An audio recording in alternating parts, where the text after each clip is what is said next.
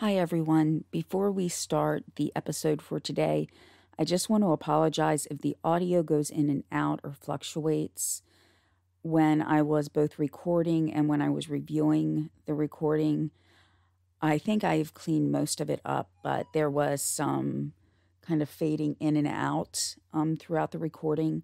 I was having issues when recording my other podcast too, so I'm not sure if it's the computer, the software, or the microphone. So I am working on that. I think the microphone's good because it's relatively new, but I just want to apologize if something goes up or down really quickly. I think I got everything. And also I did notice too, I think my voice was a little scratchier than usual. I live in pollen country, so allergies are really acting up. So I just wanted to come in and say that before we started because I didn't want anybody to be surprised if the volume went up or down really quickly if I just didn't catch that. All right, thank you so much.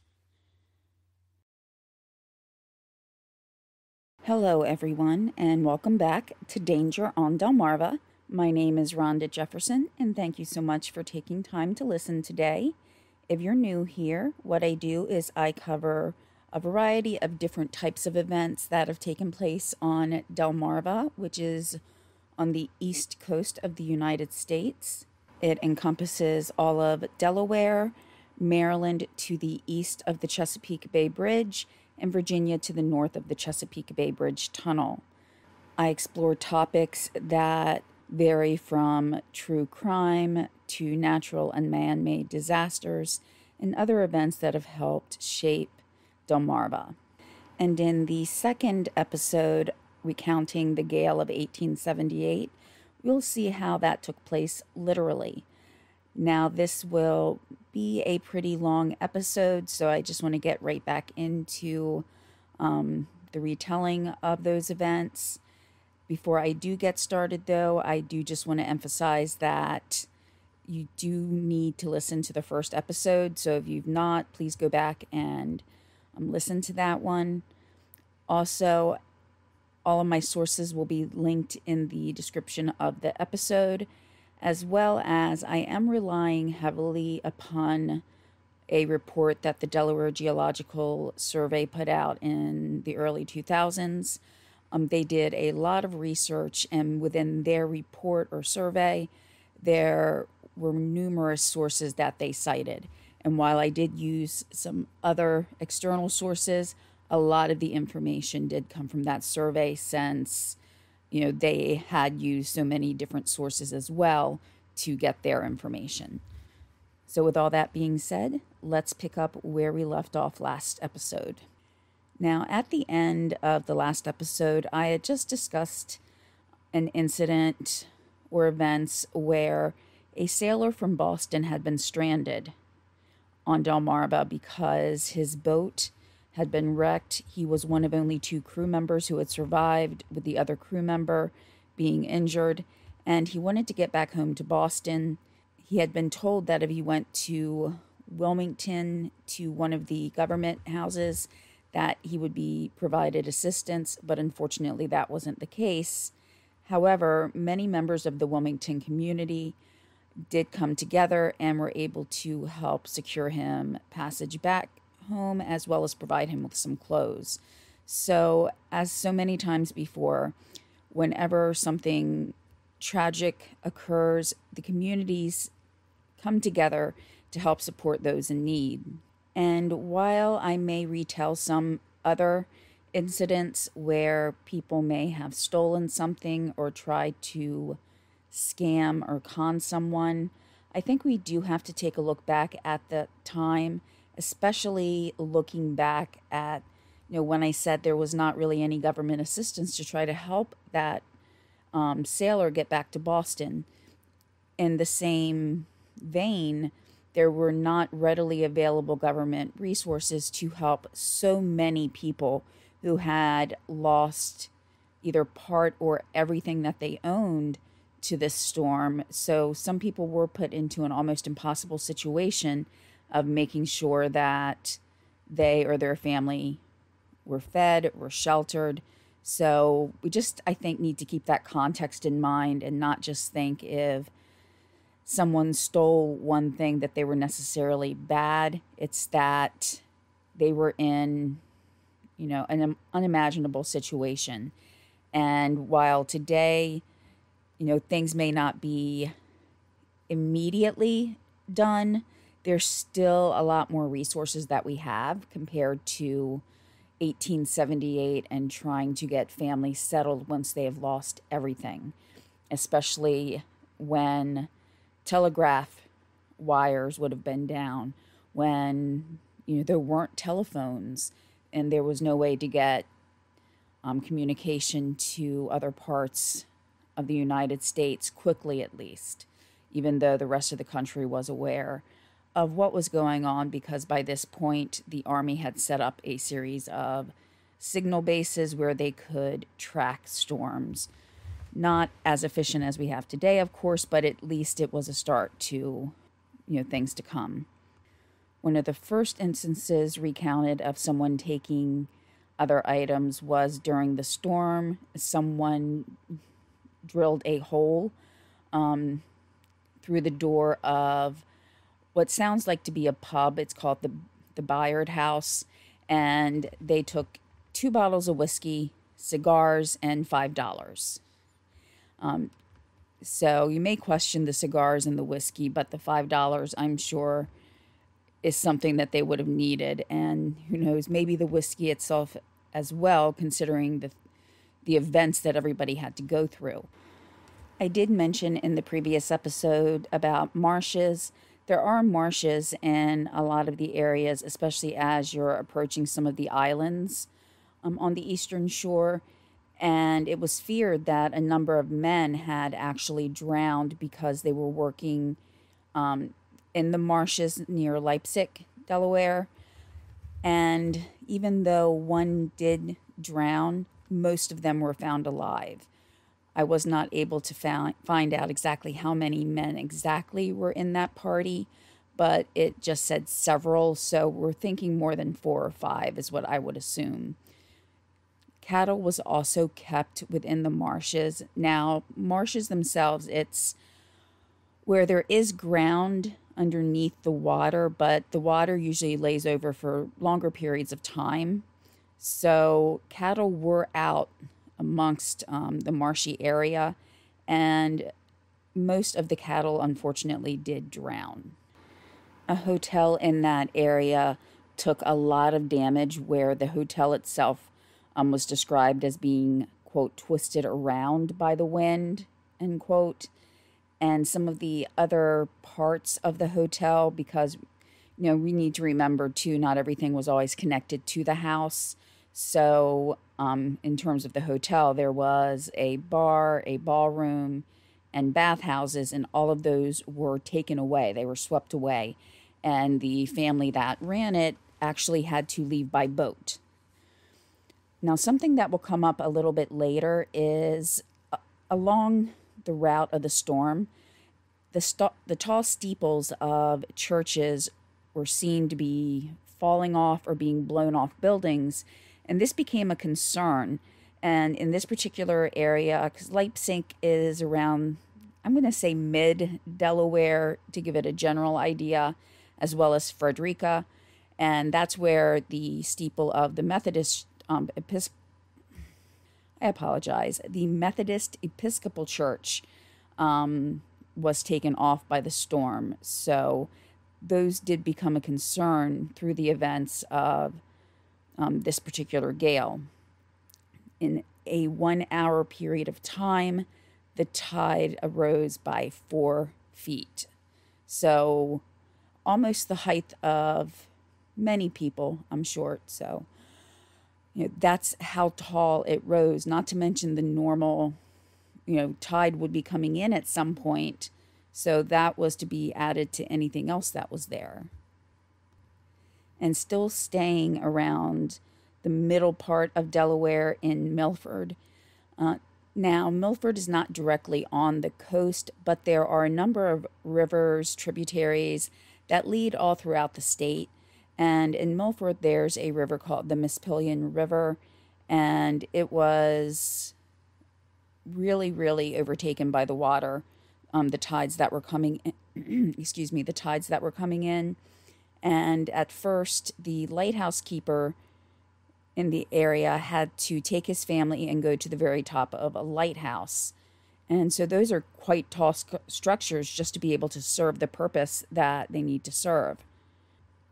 In the end, they did lose all of their cattle and livestock. And something too to remember is livestock was not necessarily, a business for everybody. It was sometimes just a matter of survival, of being able to take care of yourself and being resourceful, with having the livestock available. At Bombay Hook, which is now a national wildlife refuge, there was a very high wave that came in, and while the exact height is not noted, it is said that those who are on the western side of Bombay Hook did see the water coming in, but they didn't know how destructive it was going to be until they started to hear more of the sounds that the wave was bringing in, and then that's when they went further inland. Around this same area, there was a recounting of men who were working for a farmer who had lost a good portion of everything that he had, while in the efforts to help him, ended up being stuck with, water and wind coming in, and they actually had to strap themselves to a cherry tree. Now, I know you're probably thinking, what did this do? How did they strap themselves? But they were afraid of being basically taken away by the winds and the force of the water. And, they actually, what they would refer to as lashing themselves to the tree in order not to blow away. And if you do recall from the previous episode, there were stories of people who tied other people to a mast or other parts of a ship, afraid that if the water came over the ship or if the wind was too intense, that those people would be blown overboard. And while in some cases it did help, such as this, in other cases, in terms of on a boat, it did not always come to the expected outcome. And looking at it through the viewpoint of one of the men who was stuck near the cherry tree and in the cherry tree, it was because of his knowledge of a storm that he had been in previously on a ship, that he knew what to do in order to try to help save everybody. So the wind was about 60 miles per hour at that time, and pretty much all of the farmers in that area lost most, if not everything, that they had in regards to livestock and crops. And while farming was one of the biggest industries in the area, resort area tourism was just starting out at this time. And there was an area of Delaware called Collins Beach, and a lot of people from the northern region, more like Wilmington, Delaware, and even Philadelphia, would come down to Collins Beach as either a day trip or even to stay a little bit. So Mr. Collins, who the beach was named after, did have a resort, and it had a hotel. There were some other things that the hotel and resort had that some other places may not have had immediately available, such as shuffleboard courts. They had large dining areas, and they had billiards. I wasn't sure what they meant by they had swings. I'm not sure if they meant, just the swings we think of when we think of little kids going out to a swing set, or if it was something else possibly. But that was seen as an actual, I guess you'd say, a draw to the area was to have that. Collins Beach had just previously, over the last couple of years, experienced damage on other storms. So to have this one come in so quickly after 2 years of having at least one storm come in that damaged the hotel and resort area, it was going to be a struggle to get back to even close to where they were. And it's estimated that this storm, coupled, especially with the previous years, really took its toll on the tourism industry of the eastern shore of Delaware, and probably parts of Maryland as well, even though it's a different state. It's all along the same coastline.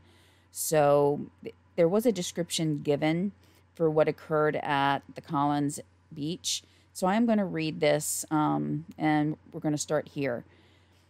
Perhaps received the severest shock from the wind and waves of any other place along the coast, shortly after daylight, while Mr. Collins was looking out upon the driving tempest, he saw, as if it were a huge wave lifted up out of the bay, which came with flying speed, breaking over the top of the beach in a mighty billow, bursting open the doors of the hotel, sweeping the ballroom, stables, pavilion, bathhouses, everything but the hotel property before it, and carrying them out of sight.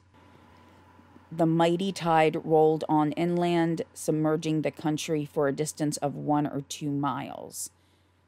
End quote. So the water damage itself in that area would have been immense if the actual tide itself came in to 1 to 2 miles. Just being from the area, I find that's, on the one hand, so hard to believe, but on the other hand, knowing how low-lying the areas are, it's not really beyond, the realm of possibility. Of course, we have the recounting here. And thinking about how low to sea level that most of the area is, it wouldn't take much to have water come in. And because the land itself is so low, it's not like there's this hill or a grade for the water to go back down. It's just going to sit there, basically. If we work our way up to Newcastle County, some of the biggest damage took place along the canal. You may have heard me previously refer to the Chesapeake and Delaware, or C&D Canal, and arguably some people will say anything above the canal is not Delmarva, but yes, Delmarva does encompass all of Delaware, whether it's above or below the canal. And one of the biggest impacts to the area, as far as people being able to travel to get back home if they were stranded on Delmarva or any parts below Newcastle, and were trying to get back home, parts of the railroad track were taken away. The Pennsylvania and Delaware Railroad, there was about a 1-mile stretch that was taken away, and the track itself was carried for quite a distance as well.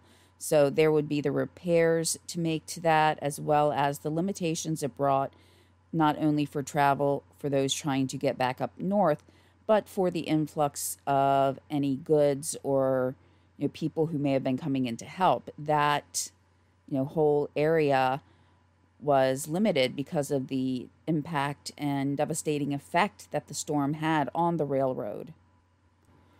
Now, something that a lot of people tend to forget about, or at least kind of push it to the back of their minds in regards to floods, is it's not always just the water that brings the damage.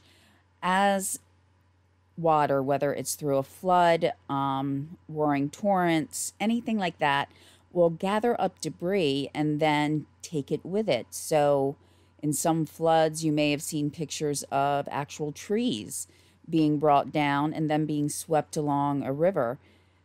Some people in northern Delaware, and I will dare say, even though it's not documented in the information I've read, in all parts of the country affected by the storm, people were trying to gather wood and anything else that they literally saw floating by, because they were not going to have access to any new goods coming in, depending on where they lived. There may not be the railroad capability and the accessibility, as well as any of the supplies that they had saved were now gone. So with the water moving the way it was, people were trying to gather firewood and other goods that they would need to get through the immediate time period. And in a type of instance that once I hear or read about it, it makes sense, but I never thought about it in this manner. remember, there were no cars at the time, but people did need to buy carriages, and there was a carriage showroom that one gentleman had, a gentleman by the name of, his name was Jones Guthrie, and the water was able to lift the carriages up, but the building stood firm, so as the carriages, which was lighter than the density of the water, were pushed up, it actually damaged the top of the carriages because the carriages went up to the ceiling and they got damaged. So again, that's something I probably would have never even thought about happening in terms of the force actually taking something up and having so much force behind it, it could damage the top of something. Devastation continued with livestock drowning. In one case, one poor cow was able to stay afloat. They had been on a wharf, or had either been on it originally or had managed to get to a wharf, but it was just kind of stuck in the middle of this vast area of water. Whether or not it land that was being temporarily covered by water because of the storm, or if there were areas already, within the waterway that had overflowed. I don't know the exact circumstances, but a cow somehow got onto a wharf and was just kind of stuck in the middle of this temporary lake, if you will. Boats that were thought safe because they had been tied up already were not safe, as the forces of the wind and the water did force at least one ship, the Water Witch, out again. So even though it had been tied up and moored, and in the process of it breaking free and starting to float, it actually hit a canal boat, and the Water Witch did not survive. It actually sunk.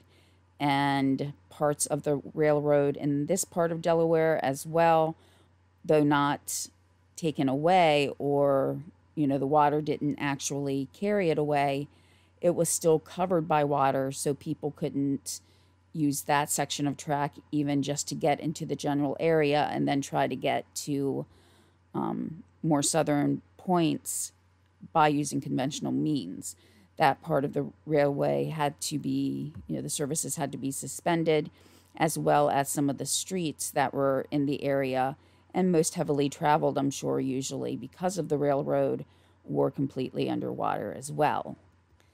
Now, to tell you the force of this water, as if you haven't already heard enough stories to know how strong the wind and the wave was, there were many, many buildings who lost their roofs. Some of them were schools too, which of course then would set back the education of many of the young people in the area.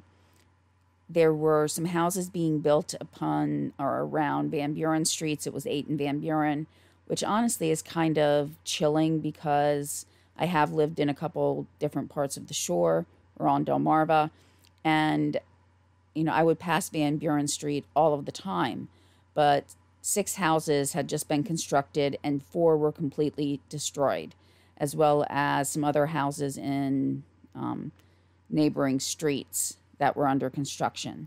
So brick is not, something that is easily brought down.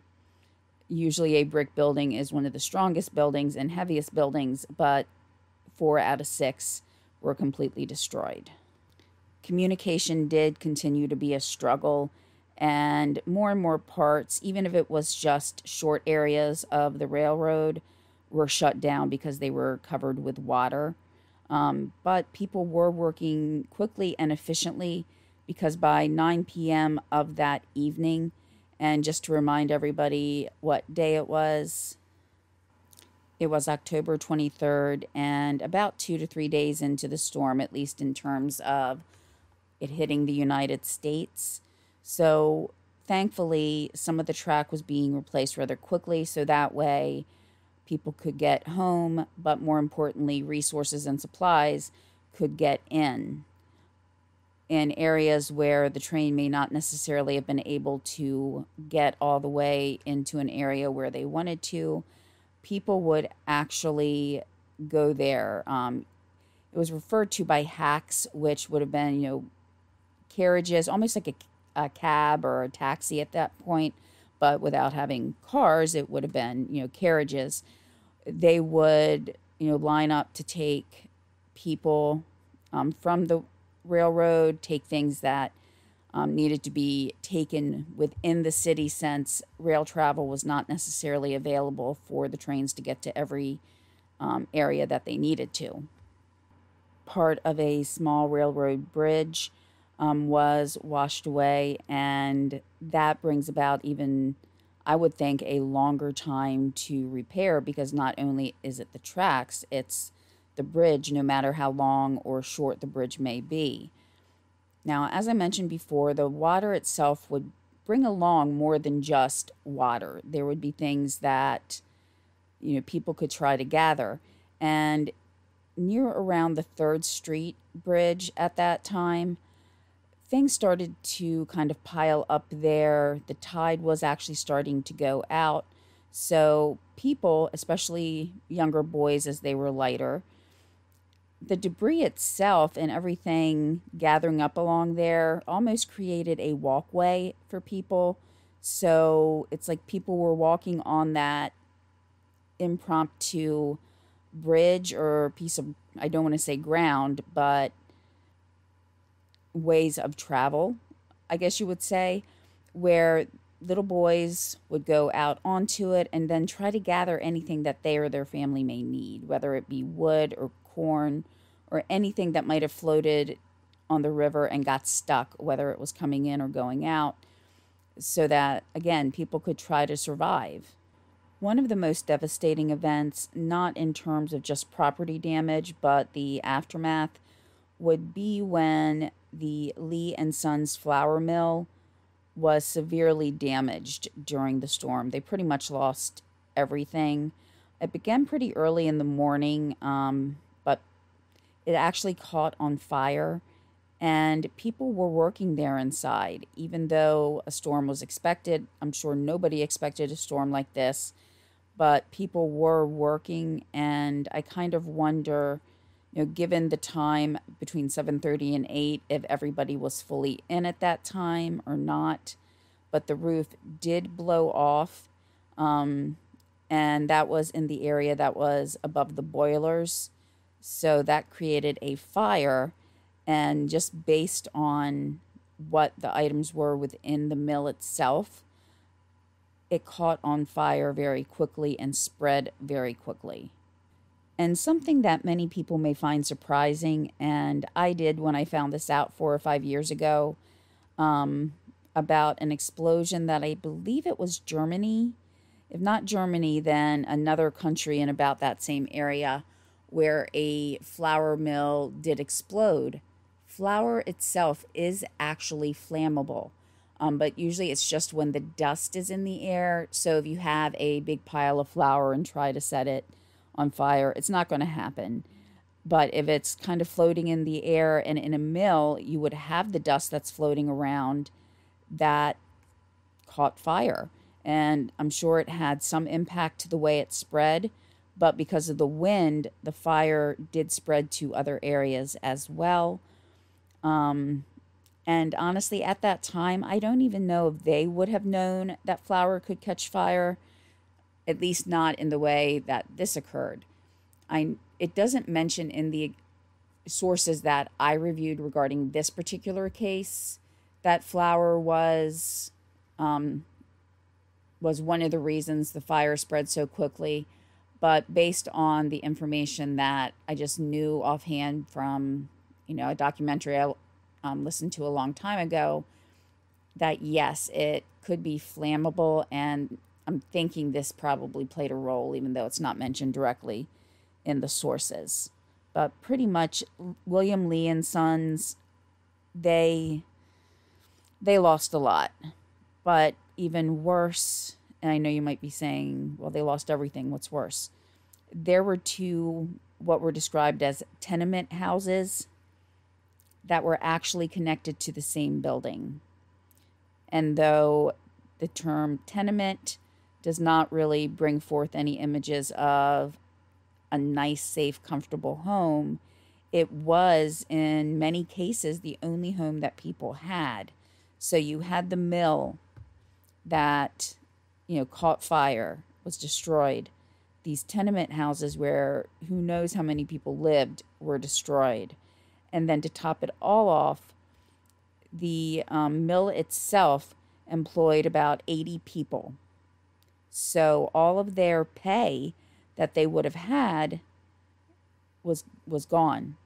So they would have to learn to get by not only without their job or their pay, possibly, and again, not mentioned in the sources, I'm thinking a lot of the workers probably lived within the 2 buildings that burned, the tenement houses.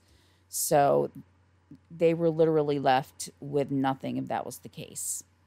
And while I'd love to be able to sit here and tell you every story about every person that was recounted, that's not necessarily feasible by time because we would be here for ages. But to summarize, in that same area that we were just around, in the area of Wilmington near the Delaware Bay, we're now moving to the Delaware Bay and Delaware River and the lower part or southern part of New Jersey, where there were a number of boats that were also destroyed, as we've seen all up and down the coast.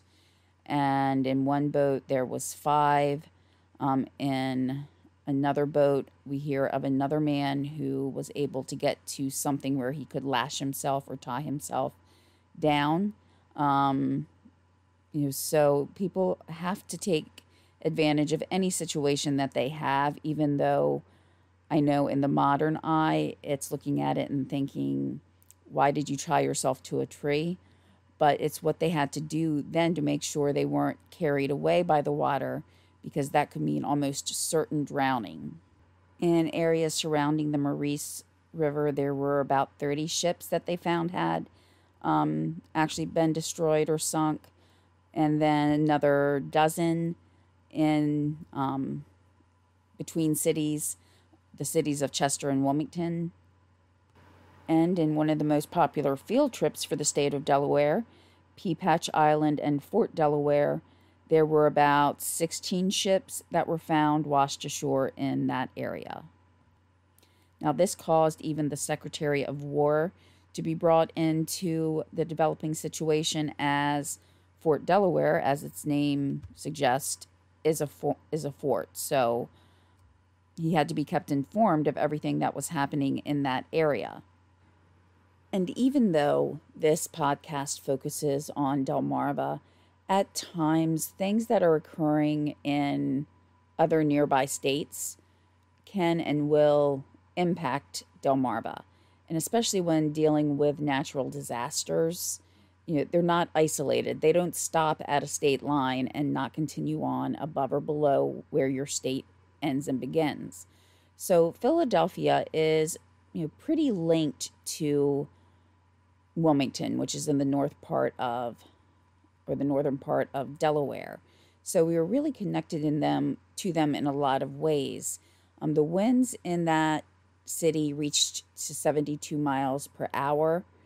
And in Philadelphia, there were 400 buildings that had their roofs taken off, with at least 118 buildings demolished to some extent. The term used was partly demolished, but just from my thought, is to be sure that the whole structure is sound. Personally, I would want the whole thing rebuilt. That's just me. These included 23 churches and 70 factories, warehouses, and mills. So again, we have situations where people also worked in these buildings that were destroyed, so they could have lost not only their own physical home and physical possessions, but their actual workplace as well. And then we did have the continuation of a number of ships that sunk, around 17, and at least 5 people were killed within those 17 ships. Now, this is the first claim that the Delaware Geological Survey went through for Philadelphia, but there are some other reports that came out where those numbers are actually even higher. So just sticking with the minimums, that's what, I went with. But there's a possibility that there could have been even more houses that lost their roofs or were demolished. And while we've covered about what happened to the railroad tracks in Wilmington, in Philadelphia, the actual, I want to call it a depot, it's called a shed. In the article, it was called The Shed for Departing Trains. So that was written at the time of the storm. So that was from a contemporary report. But the depot actually was lifted off of the ground, came back down, and demolished about 20 cars, 20 trains. So on top of not having the tracks for, for people to be able to get into parts of the city and the state that needed it, you now are running low on the actual trains themselves, as 20 of the trains were just squashed. The depot itself was actually very, very new. It was only about 2 years old. And this was one of the more severe costs throughout the anecdotal stories, regarding what occurred. A figure that keeps coming up in regards to businessmen or larger farmers who lost a lot of goods, it just keeps saying 3 to 5,000, 3 to 5,000, 3 to 5,000, which in today's money is still pretty substantial. But back then, that was worth approximately.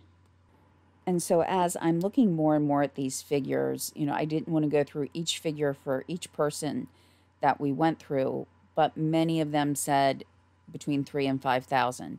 To get an accurate estimate of what that may be, one site actually had things worth into the millions of dollars, but the vast majority of the calculators that were used to recalculate how much an amount is worth now as it did then, about $5,000 was worth, or is worth, about $109,000 today, give or take. Because again, I went through a few different sites, and one only had the over 1 million mark.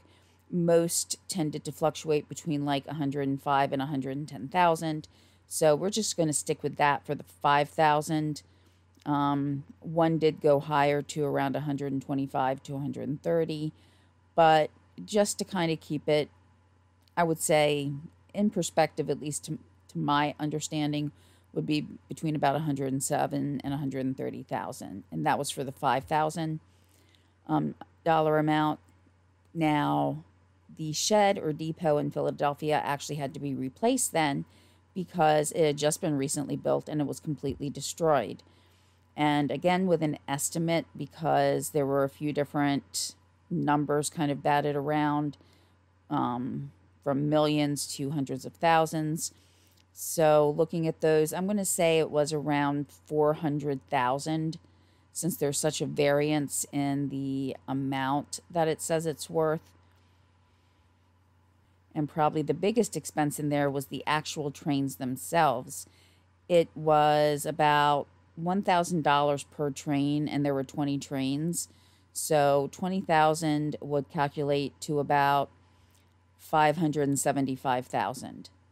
So those, honestly, they're using the inflation numbers, and that's what, I want to stay with. However, just remember too, purchasing power is a little bit different than inflation, whereas inflation is what the money is actually worth. Buying power can be different based on how much is being charged for services or production of the item. So there's a few different things to look at in regards to what those amounts meant. Now, I do want to then start getting into more of the geological impacts of the storm. But before I do, just a real quick story about the Brooklyn Bridge. It was actually being built at the time that this storm came through.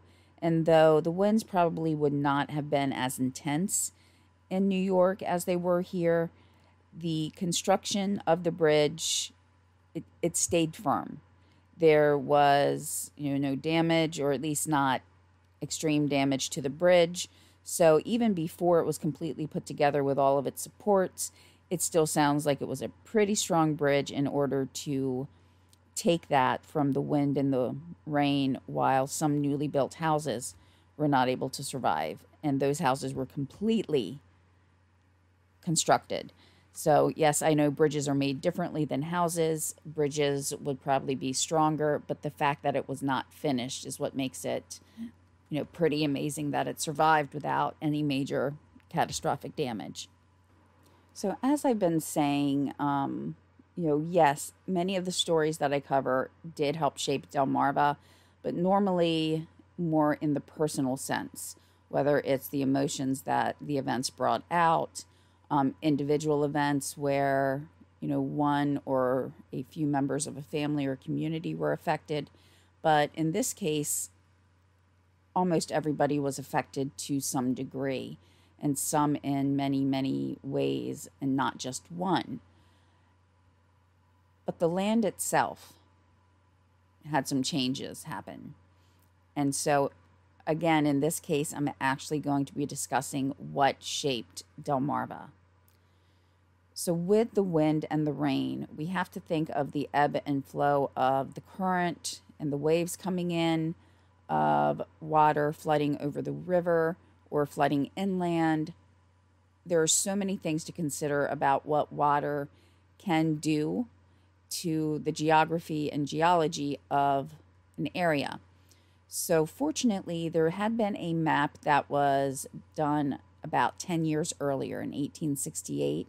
So though, yes, there had been, I'm sure, a number of changes that took place between those two dates, it was still a pretty contemporary map with information about waterways and where they were, even with houses denoted on the map and who had lived there.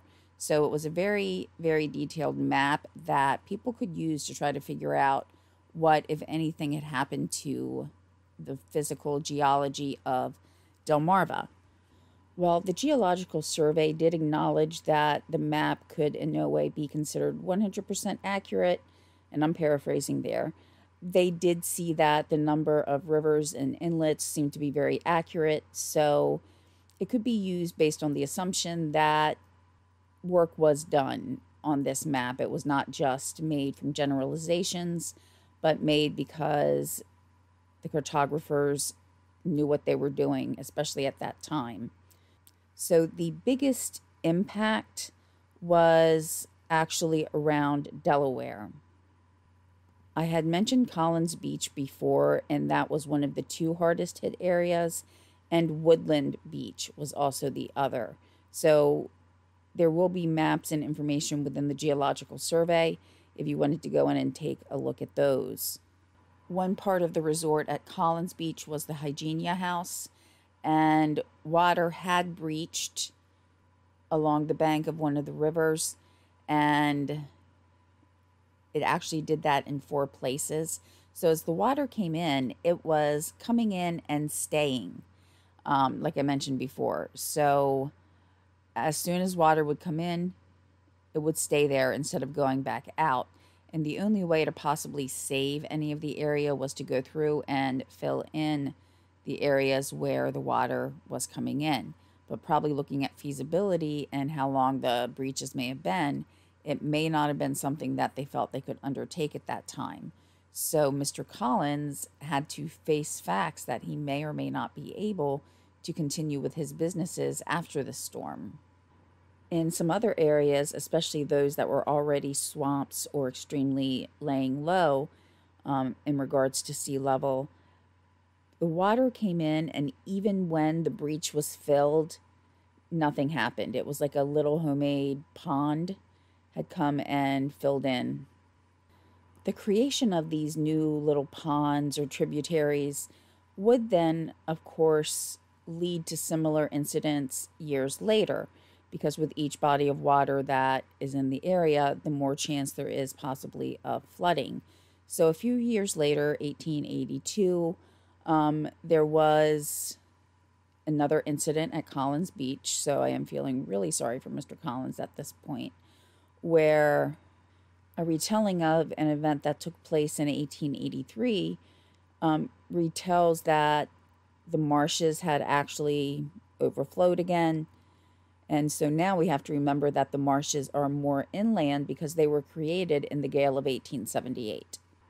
With each year came more and more damage done to the area, with water encroaching on existing houses and other properties.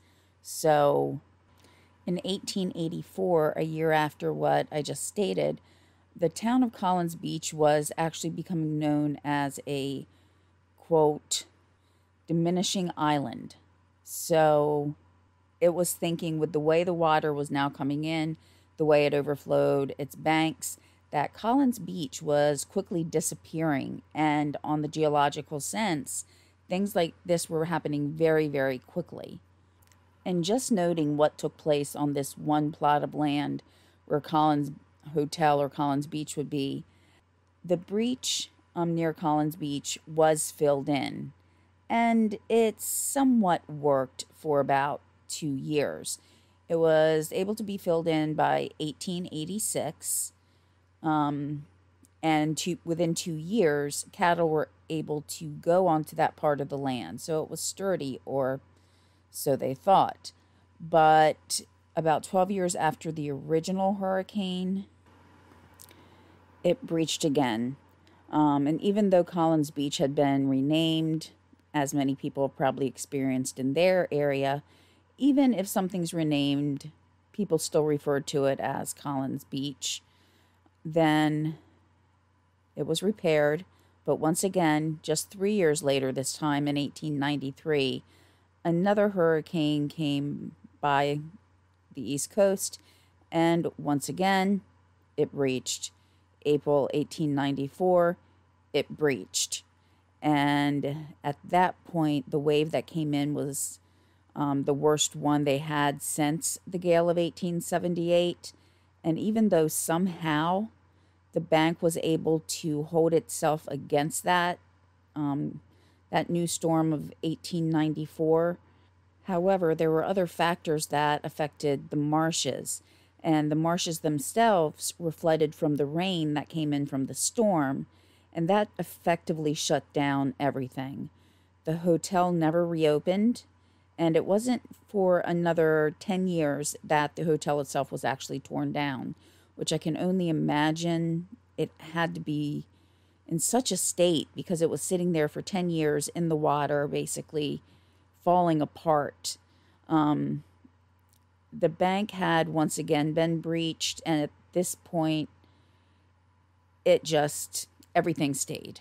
So where Collins Beach, where the hotel was, it's now covered by water. So it's like a marshy area.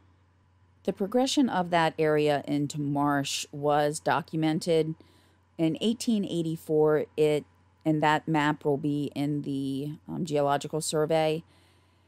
So in 1884, it was too flooded for the survey that was done at that time to even try to map it out. Then again in 1926 and 27, when the U.S. Geological Survey came in to try to map everything out, it considered that area where Collins Beach used to be a, quote, fully developed tidal stream system. So what 50 years previously had been an area where people would come down and have fun, dine, dance, was now a marsh. It was, to quote again, a tidal system. And something similar as to what happened at Collins Beach now occurred at the Bombay Hook area that we previously discussed as well. That water came in and basically created a big pond or lake in the area of Bombay Hook. And, at the immediate time, the residents and government of this area did not try to keep repairing the breach as those at Collins Beach did. However, what was done in this area was the remaining water from the gale actually could reach the Smyrna River. And so basically they were feeding off each other. The breach behind Woodland Beach or Bombay Hook, because the part of Bombay Hook that this referred to is an area called Woodland Beach. So while that was feeding into the Smyrna River, it then fed a tidal lake. So at first, they actually did try to build some type of like roadway over the area, and that was because the water would, quote, ebb and flow.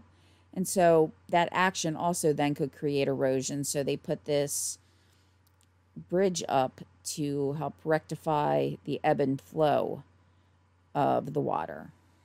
But more and more storms would occur with little to no outlet of this water. So as time has gone by, this area, which is now known as Broadway Meadows, is considered a marsh. So it was a very similar thing that happened to Collins Beach. But again, the difference is in Collins Beach, they kept trying to fix the breach, whereas Bombay Hook, not as much, but still it did end up becoming a marsh tidal system. Now, while some things similar happened in an area called Cedar Swamp, there was actually some previously finished work by man that actually exacerbated any issues that would have happened at the Cedar Swamp area. So originally, before Europeans settled the area, the swamp had been able to be navigated by the indigenous people of the area. However, some dikes were built around Cedar Creek, and I'm not going to go through like each time something happened, but basically that did change, the way, of course, the swamp flowed. This did not exactly happen over the same course of time as any other changes to a tidal system, and this was because of man-made input. Before the Gale of 1878, Cedar Swamp had been freshwater, but it only took 20 years for it to become a tidal stream. And again, in this case, similar to Collins Beach, they did try to repair, any of the breaches that allowed water to come in. However, that didn't work. And so while the patterns may be different than what occurred at Bombay Hook or Collins Beach, it was still changes that took place by the Gale of 1878, but it was aided along in the process by earlier settlers. And we may now have to ask, what would be the effect if a storm like this hit today? And is there a chance that it will? I think we can definitively say yes, a storm like this can very easily happen. And we've seen a rise, at least in the past decade or more, just in my opinion, of stronger and stronger hurricanes that are closer to landfall. So a few years ago, we had a horrible hurricane season, and then we had Hurricane Sandy. So this is not out of the realm of possibility to have a very large storm blow in to the East Coast, or actually any coast in any part of the world. So the differences between then and now are twofold. One is the knowledge we have about weather systems, whether it's a civilian, an individual who has learned more just based on previous studies and their interests, whether studying to work with weather professionally or just as an interest, which leads to having quicker and more accurate updates when it comes to the weather forecast. We also have better building equipments, better engineering, and with as many tin or metal roofs that were in 1878, there are not as many as we have now. In terms of density of population, some of the areas, it really hasn't changed as much in terms of, how many people live along the area, but there are a lot of areas that have. And these main areas of, I don't want to use the term danger itself, but maybe increased risk, is along the Christina and Brandywine rivers in Wilmington, which, by the way, I have seen the Brandywine flowing. It's the fastest I've ever seen any river flow. When I worked in Wilmington, one of the buildings I worked in kind of faced or backed up to the river, and there were a couple times where the rain was just torrential, and to look out the window and see the water going the way it did, it was scary. I can't imagine being stuck in that, whether you fell in, pulled, or you were pulled in.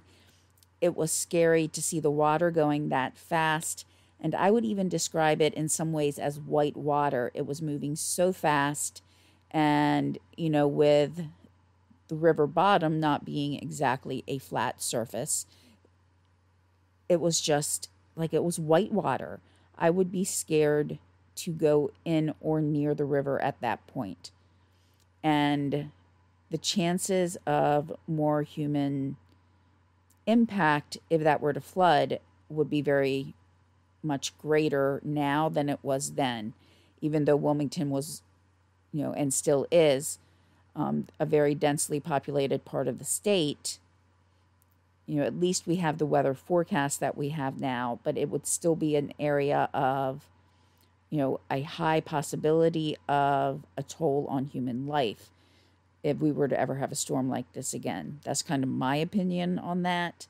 But seeing the river flow the way it did is kind of gives you an idea of what may have happened if the winds had also been going that day. Because on the days that I mentioned, yes, there was some wind, but it was mostly the torrential downpour that I saw.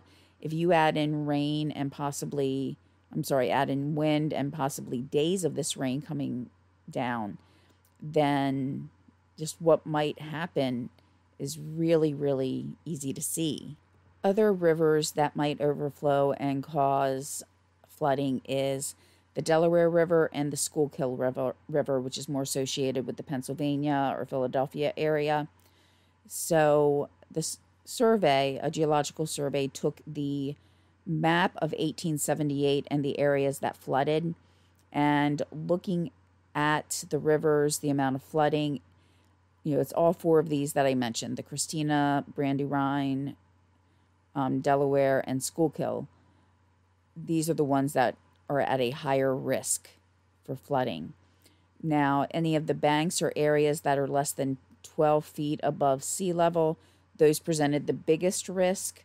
And also, too, to remember is if the ground in any way tilts down, if it's at an angle, you're going to have water that just kind of settles in that area too. So there could be a lot of damage, a lot of standing water if anything similar were to happen again. Now, earlier I mentioned steeples.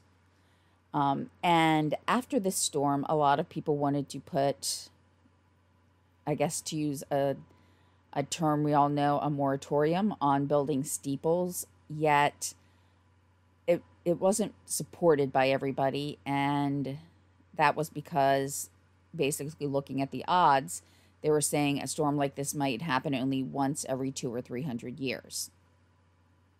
So I guess depending on whether or not you live in an area where this could have become a major issue of you or your family or another loved one being hurt by a falling steeple, as well as the cost to repair it, there would have to be a question as to whether or not to rebuild the steeples in the same way, in the same area.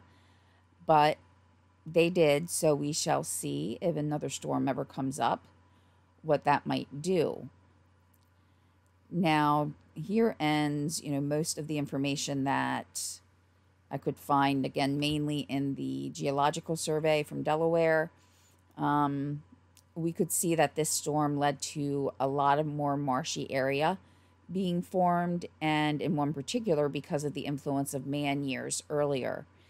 In other cases, yes, man may or may not have tried to stop the breaches that occurred, but Mother Nature came through and claimed the land itself. Now, I am in no way a meteorologist. I am not a geologist, but I do find it interesting how one storm could come in and weaken some parts of the shore. And I don't say that necessarily in a bad or horrible way, but by saying weaken, I'm talking about, natural breaks that may occur. The rims of rivers or the beaches that hold the water in, how quickly they can break if a storm is pounding us with rain and wind. And while we take it for granted that we'll have notice, that we'll know when a storm is coming, and we'll make the appropriate adjustments as needed, things change. I don't know if you've ever watched a weather forecast and how it's one thing, then the storm turns in an unexpected direction. And now all of a sudden, people who were not planning on having a storm happen that day, possibly 2 or 3 days from then, or maybe just getting rain from the tail end of a tropical storm or a hurricane. If that turns, then there'll be less time to prepare and less time to make sure we have everything that we need, that our infrastructure is strong enough to support the storm that is coming in. And while there have been improvements and I see a better understanding of what can be done, the growth of just any area right now is concerning. But looking at where I live, apartments are being built on stilts, and we're not near the beach. When I say the beach, I mean the actual coast. We're considered inland, and we are pretty far inland compared to other parts of the Delmarva Peninsula, even though getting to the beach is not a really long trip.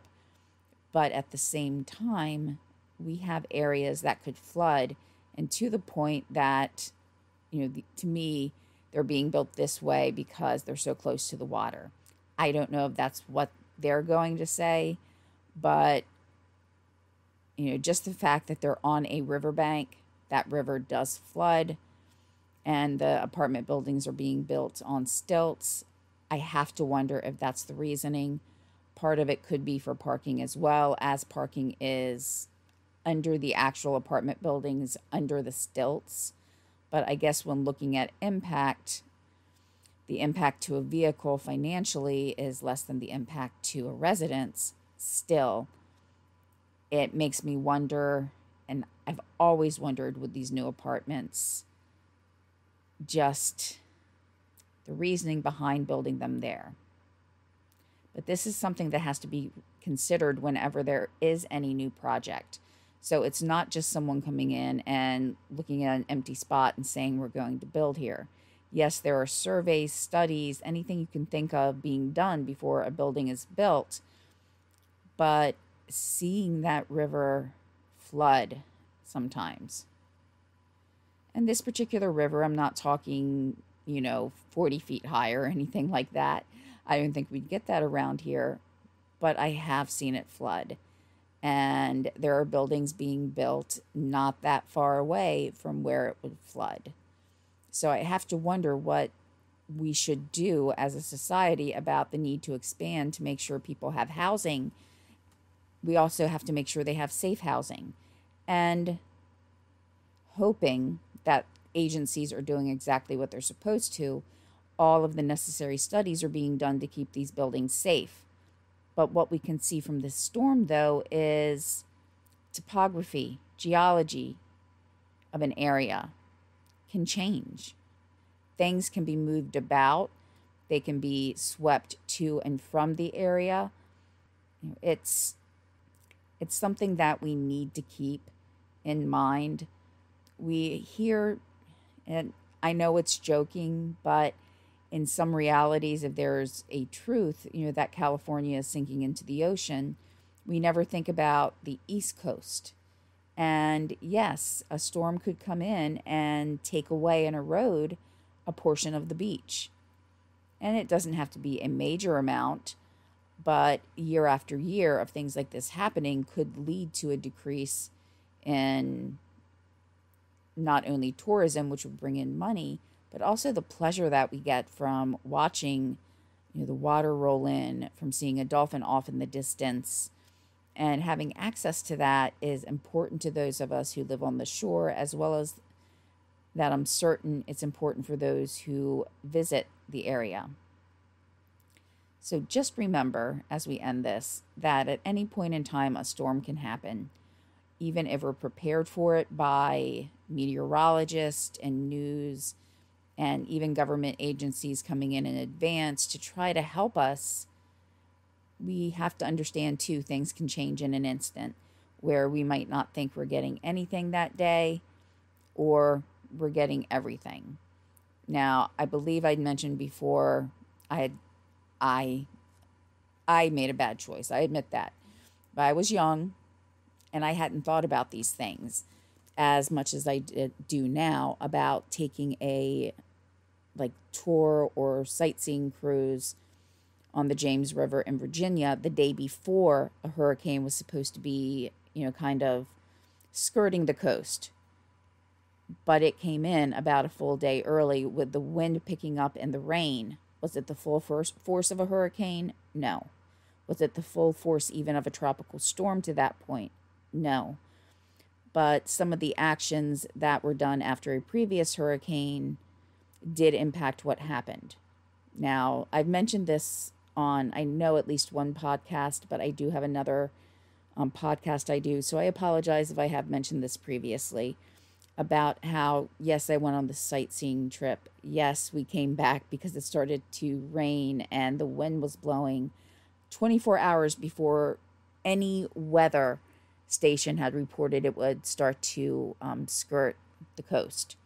The directors of the tour group, they checked, they would know, and based on how quickly they acted and how they worked with everything, I think they followed procedures. I would think they really did check the weather, because when the first spots of rain came in, they did come on the PA and start discussing it. So they were prepared. But even the weather that I checked didn't show even an increase in wind or any chance of showers that day. So even with the technology that we have, things can happen very quickly. And improvements in infrastructure, such as in this case, where I was on the trip, they had built floating docks because a hurricane that had happened a couple of years earlier had caused the fixed or stayed docks, since there weren't any or wasn't any leeway, it actually destroyed the docks. So they built floating docks, which may not have been like the least wobbliest docks in the world, but if a storm came in, the objective was they would not need to replace all of the docks along the James River or any other river along the area. But in, the old best of intentions coming back at us, the actual dock came up and hit the stairs onto the tour boat. Now, the boat was nice. It was maintained, so it was clean and neat, but it probably didn't have the most up-to-date anything on it. And it actually did break part of the steps that we used. They weren't stairs, they were actual steps. Envision like what you would put in an above-ground pool, but a little bit sturdier to go up and down this boat.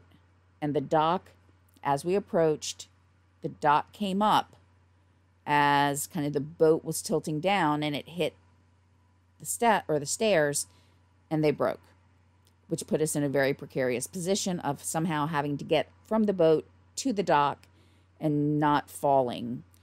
But again, the crew did step up. They were there to hold our hands, literally in some cases, to help us get off the boat, and we all did. We got off safely.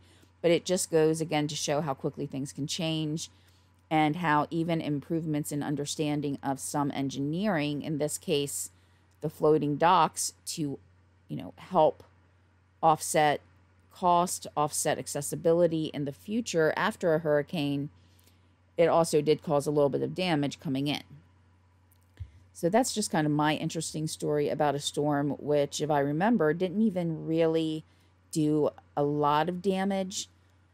But just remember, very few storms have actually what they consider made landfall in Delaware, Maryland, and Virginia since, or in the last 50 years. None in Delaware have they counted. But even with that, the weather is still very, very violent, even on the outskirts or the edges of these storms. So I hope everybody enjoyed, well, I'll say, found this informative. And I really did. I've been to some of the mills along the rivers in Wilmington. One was a very large one. It's more of a park now.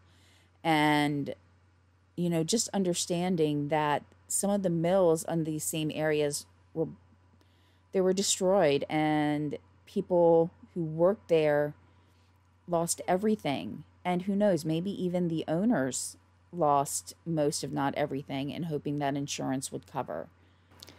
But kind of thinking along the same lines of waterways, I am working on some topics along the lines of the Chesapeake Bay Bridge Tunnel, the way it was built, trying to find information, because I know there were at least 7 men who died building the Chesapeake Bay Bridge Tunnel, but also any history since then.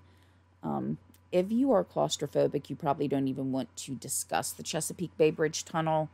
And just as I was starting the research on that, yet another ship got stuck somewhere. It was another boat owned by the Evergreen Company, you know, the Ever Given that got stuck in the Suez, and the Ever Forward was stuck in the Chesapeake Bay, which is kind of, you know, well, the name's called Ever Forward, and it was not.